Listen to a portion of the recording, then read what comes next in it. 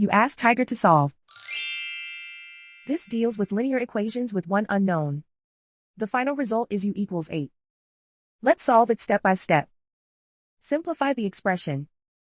Expand the parentheses. Simplify the arithmetic. Group all constants on the right side of the equation. Add 21 to both sides. Simplify the arithmetic.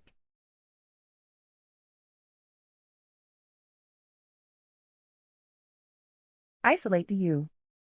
Divide both sides by 3. Simplify the fraction.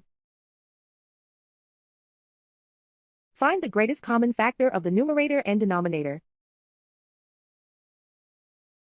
Factor out and cancel the greatest common factor. And so the final result is u equals 8.